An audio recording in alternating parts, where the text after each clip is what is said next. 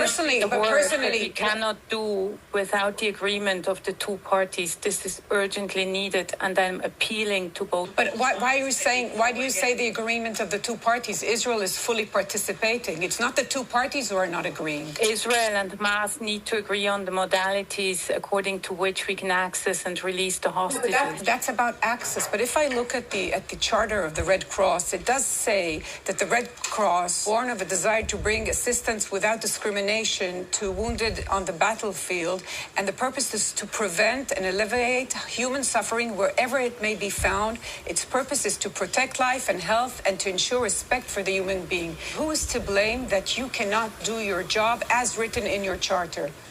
Both sides. But it's not both sides. The side that is preventing you from reaching the hostages is Hamas. Why can't you say that out loud and clear? We are not less frustrated about this than you are.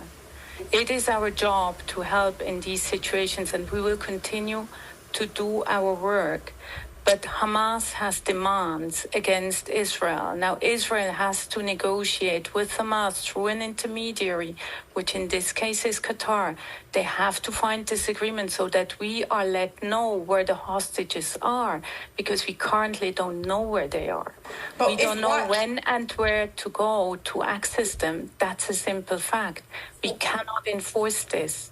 But you were here in Israel and you met the Prime Minister and the President. You also met the family. And I think, frankly, I could say you met the immense frustration from your organization and personally from you as a president of the organization. For example, we all saw your video from your visit to the south of Gaza. I've just visited the European Gaza hospital. What shocked me the most were the children with atrocious injuries and at the same time having lost their parents. And I recall it was about 2 minutes long. You talked about the moral failure of the situation of the people in Gaza. They are in dire situation, we all agree. But you mentioned the hostages only at the end and for 3 seconds. How is that balanced? Or maybe if you would have talked more about the hostages, it would have put pressure on Hamas. I mentioned the hostages, and I mention hostages a lot in other interviews. I address both sides equally when there are civilians who suffered. This is my job. We know how to do our work. But obviously you're not able to do your work when it comes to the hostages. In this situation, you're not pressuring Hamas at all.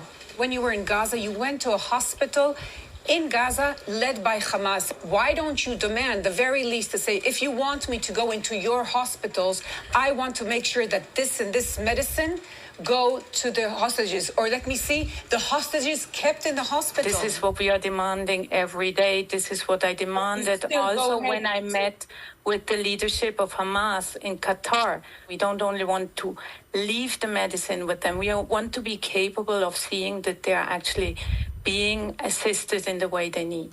What are the answers that you're getting when you say it's our job to see the hostages, it's our job to provide the elderly and the sick with medicine? What is their answer? There's no way I can really reveal the content of these negotiations, but because they might compromise the outcome. You see, I cannot talk about these things in public because our ultimate goal is to see the hostages released. So when you say released, you've given up on the hope to see them in captivity? I'm not saying anything about this. I cannot, but we want them released and we hope that they will be released.